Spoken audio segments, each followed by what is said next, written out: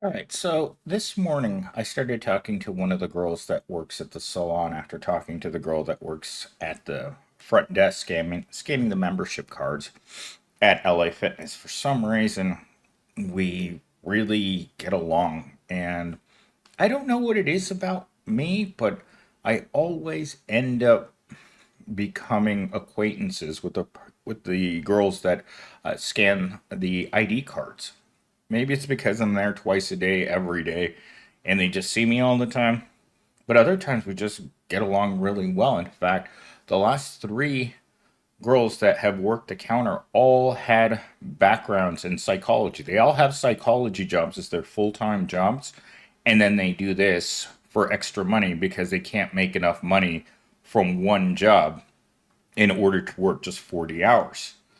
But while I was talking to her just a few seconds ago, I asked her, it's like, do you ever wonder what your clients are thinking about when you're with them and they're not talking? And she said, yes, she thinks about this all the time because you're looking right at another human being. And unfortunately, we're one of the few species on Earth that lies and is able to withhold what we really feel, and that makes us a very different sort of creature because you can be sitting there with this person, like I've known her for, I don't know, maybe 6 months now, and I see her twice a month, and this is the first time that we've ever talked extensively because I've always had these questions about, so what do you think about when you're sitting in a room with your client and they won't talk? And my negative mind instantly thinks they don't like me. And so yesterday, at the end of the day, when the repair people finally showed up at my current job, and I looked at the guy that was going to be doing the repairs in the computer room, I thought, you know what? We may both be the same color, but this guy's definitely not like me. He's a burly blue collar guy that looks at me, looks at my shoes, and then thinks to himself, why is this guy not wearing steel toed boots at work? But anyhow, those are the rambling thoughts of a person who most likely has some severe brain damage. But with that introduction, let me highlight what I'm going to be talking about today so that way you guys aren't completely lost. So, even though that was my monologue, it had nothing to do with what I'm going to be talking about. I find it fascinating to talk to someone who's so introverted and getting her day for her minute to minute thoughts as she goes through her very average day of working on a Saturday. All right, so let's get into this. Okay, so the illusion of productivity, work as a consumption cycle, wage stagnation and lack of stability, and corporate gaslighting. And final one is the search for purpose beyond traditional work. So, I am going to take the little taglines I took out of all of these topics and we're going to get into the first one. So, this focus on looking busy. Every job that I've ever had is there's a point in the day, or maybe it's all day. And I think I even noticed this in public school, in elementary school, is that there's a focus so that a person is the opposite of looking lazy. Because Jeff Bezos once famously said that all his workers are lazy, and therefore that's why he has to monitor them for performance constantly, and any low performer automatically gets a pink slip. Every so many months, the algorithm looks at the productivity of the majority and then the outliers at the bottom.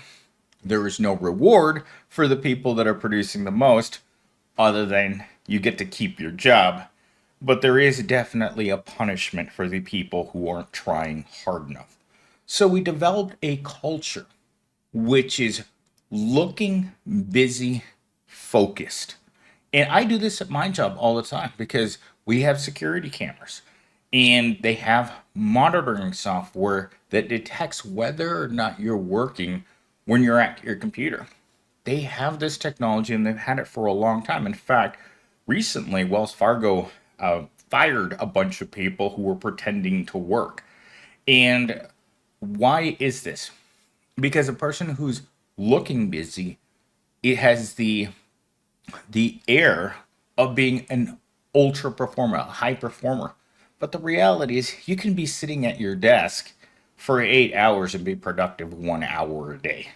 As long as that's one solid hour of work and you look productive the rest of the day, you're going to keep your job. It's the people who can't even come to work to fake it anymore. Those quiet quitters. All of my Gen Z employees that I've had over the years have all been quiet quitters. They're not motivated, they're not interested, and mentally, they've checked out. That was kind of one of the reasons why I asked this girl, what do you think about when you're at work? Because I know that there's a certain amount of zoning out at work because I do this because I have to think about creative things to talk about in the channel. And on any given day, my lack of focus at my regular job is taken away by my secondary job, which is YouTube. And the reason I'm able to continue doing my job is because I focus on looking busy. And even though my mind is nowhere near what I'm supposed to be working on right now, that look is very important. But with that said, let's move on to our next talking point. There's no real commitment to personal growth, career progression, or job security. This week, this has been a continual point between myself and Gen Z because he's still in this mentality that he's looking for a career, not a job. And when he said to me, I'm I'm hoping that if this job doesn't work out, I can just transfer to another department. And I sat there and I scratched the side of my head and I said to Gen Z, what other department do you think you're going to go to? You've worked in retail your entire life. This is your first non retail job.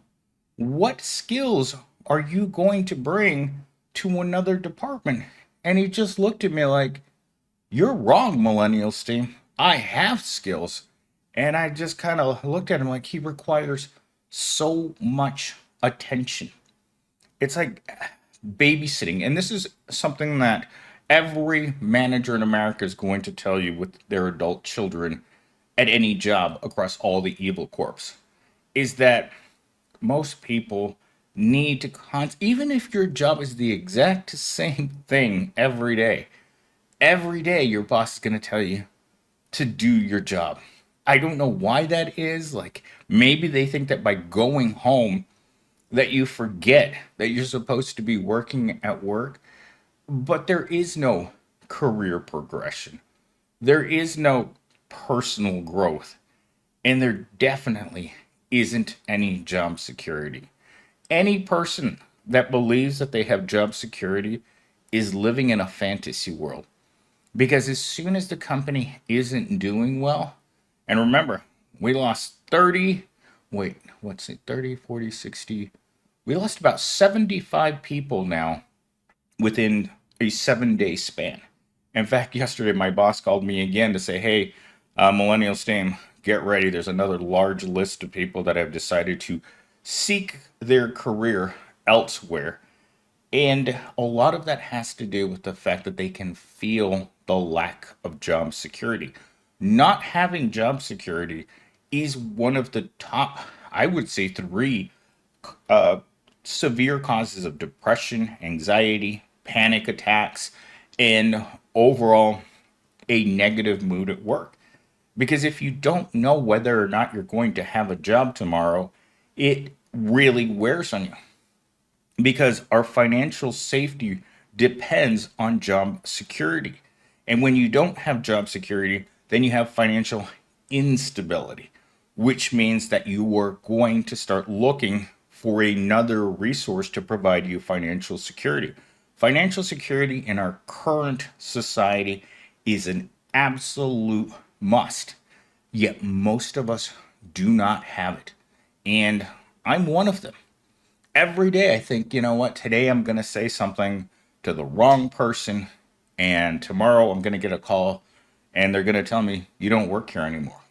It's happened to me before on many, many occasions, nearly all of my jobs. I think that most of my jobs have fired me because just the overall performance that I have at work is not good. It's not a person who's there to offer Evil Corp what it wants, loyalty. When you have no loyalty to the company because you don't know when you're going to get fired, and Evil Corp has no loyalty to you because they're not paying you well, they're not offering you benefits, they're not letting you know that you will be receiving increases in pay to keep up with inflation. They're not creating an environment in which you are going to thrive in.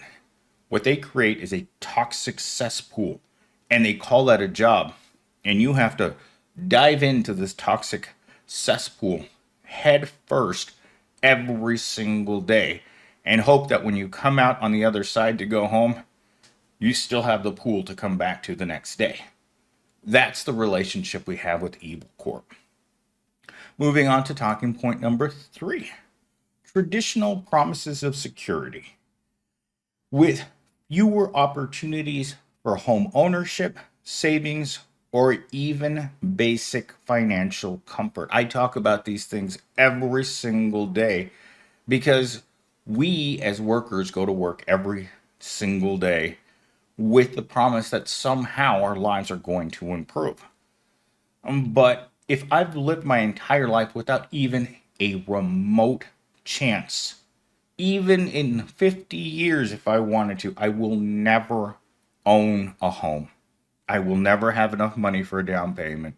I will never have the job security for it. I will never be in a position in which home ownership will be attainable. And you know the worst part is I've heard of people staying in the same apartment for 10 plus years. I'm about to turn 7 years in this same disgusting, roach infested studio apartment. Why? Because I can't afford better. Hourly work is destroying America, and we all know it because it's keeping us here and away from where we want to be. Even if tomorrow, if I decided that, you know what, I don't want to live in this neighborhood, I don't want to drive the car that I have, and I'm tired of being alone because I'm broke, nothing can change. Because in order for there to be real change, you have to develop some other way of making money. And if you're here watching this video, you haven't found the secret to making money with your rear end. God, at least I hope not. Uh, oh God, it reminds me of something that I talked about in one of my last videos that I did before I got demonetized, about a woman who said, I would much rather do that than ever work here again. But that's just the way it is.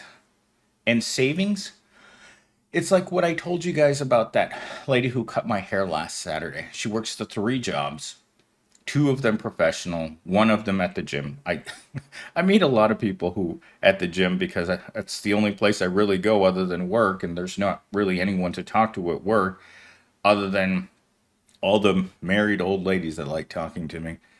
So when I asked her about her savings, she said, what savings? She makes enough from 3 jobs in order to pay her parents' rent, give her parents money for the rent, buy her food, drive her car, and that's it. This whole idea of saving up for retirement is an outdated thing from a bygone era. Most of us do not have enough money to retire. Most of us don't even have enough money to be able to take time off to go to the doctor, even when we pay for medical insurance every month. Because remember, the government fines you at the end of every year for not having medical insurance. That is a requirement of our lives. Just like if you're going to drive a car, you have to have car insurance. If you're going to be alive, you need to have medical insurance because it is, if it's punishable, then that means it's a crime not to have insurance on yourself. And we know that once you really get sick and those medical bills start piling up, somehow they expect you to have tens of thousands of dollars ready to be able to use to pay for the expenses that your medical insurance doesn't cover. Because it only covers so much. Because that's the way medical insurance is. It's a racket. You have to have it, but it's not really that great. And the idea of having universal health care makes people's rear end pucker up. Like the hatred towards basic social programs in this country, I will never understand.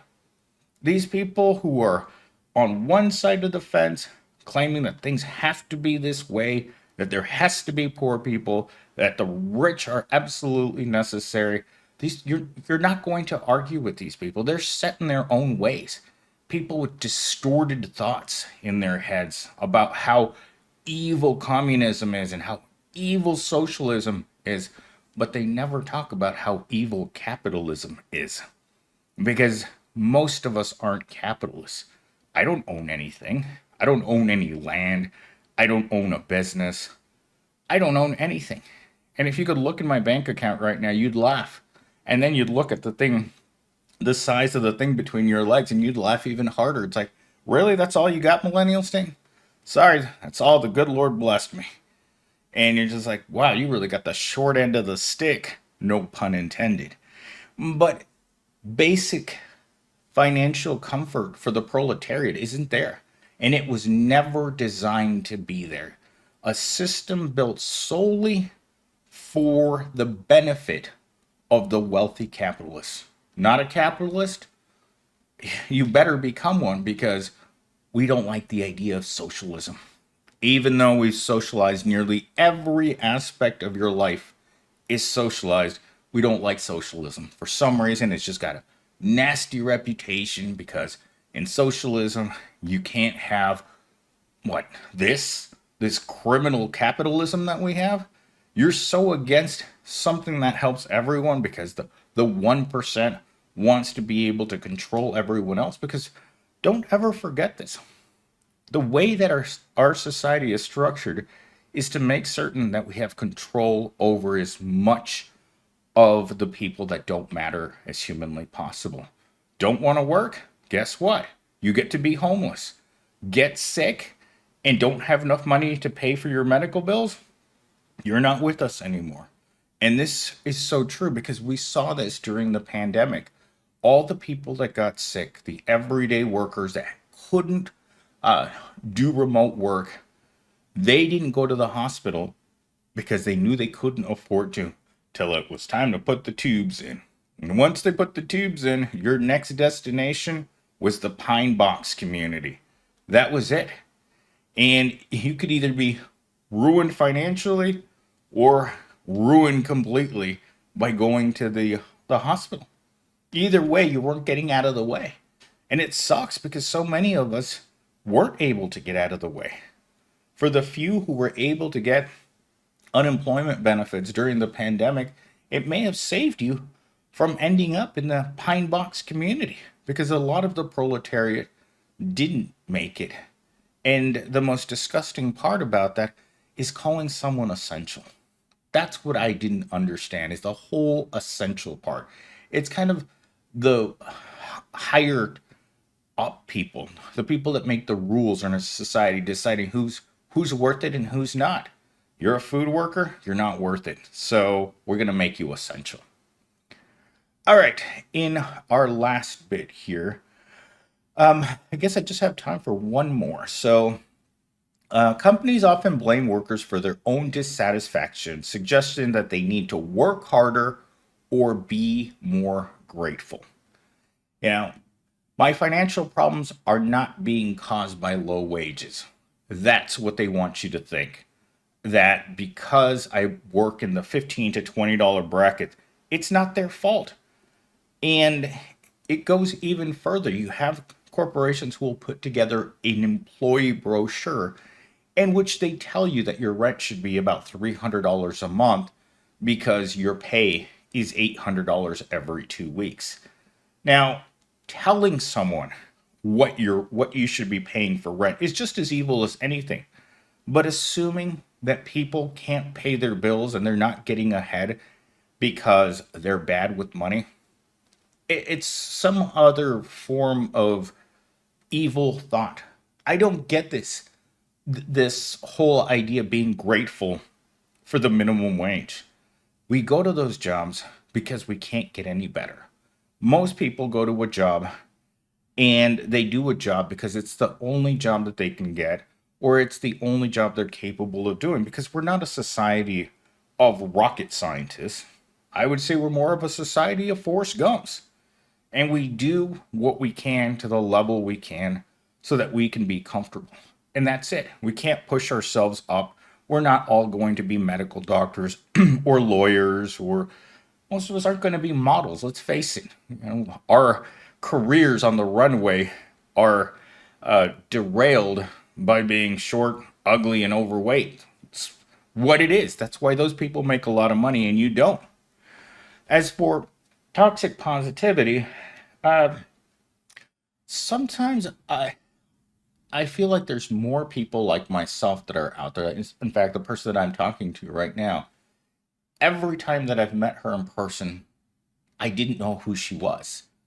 And I feel like that is very normal.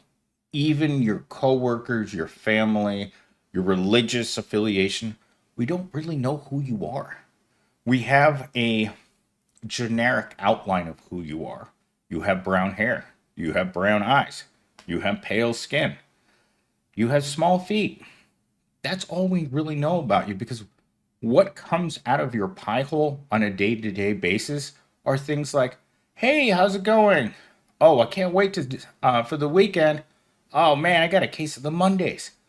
And just like an NPC that says random messages, that's all we really are to one another. We don't get to know each other until we make the effort. And just because you want to make the effort to reach out to someone doesn't mean they will make the effort to reach out back to you. And that right there, reaching out and never establishing a connection, is enough of a deterrent to make us stop wanting to try. Like with this girl, I tried and I tried and I tried. And it wasn't until this very morning that I finally got a message back from her saying, I want to try. And that's why we've been talking all day over text. Because she finally told me, I'm ready. I know that my personality isn't good, because our personality is definitely bad. It is a ice wall. Since the first day that I met her, there's been just a thick, mile-long ice wall that she's had. Sure, she'll peek over the wall and say hello to me, but most of our conversations have been about the weather. How's your dog? What are you doing tomorrow? I'm sitting around in my room playing video games. We're not interesting people. Let's just put it that way. Let's put that out there. Most of us aren't interesting at all. In fact, our I don't even, our universal boringness to one another, because what do? We sit at home at night watching Netflix, or like me last night, I sat around for watching a 2 hour marathon of Ice Road Truckers. We don't live fascinating lives. We don't live important lives. We don't live exciting lives. Most of us live very boring, simple, repetitive lives. And when you meet another person that has the exact same life as you do, our lack of interest with each other is obvious. We don't have anything to talk about. What did you do yesterday? Oh, I dove to the bottom of the ocean and recovered some pirate treasure. No, I I was in stop and go traffic for half an hour on the way to Evil Corp, and the traffic was even worse on the way home. I got home, my apartment still has roaches, still has just a bed and a toilet, and then you put that on repeat for your whole life. Can you imagine trying to meet people when you have nothing to talk about? It's almost as if we've created a society where everyone is intended to be alone because we have nothing to bring us together. Our isolation is the only thing that brings us together. We have 100 million people who are not interesting people trying to meet other people for one thing. procreation. And even that's not happening anymore. So, in my opinion, we live in a failed society. And even though we try to connect with each other, sometimes it's just not worth it. What do you have that I want? Well, you guys know. All men are looking for the same thing, and it comes in only one color, pink.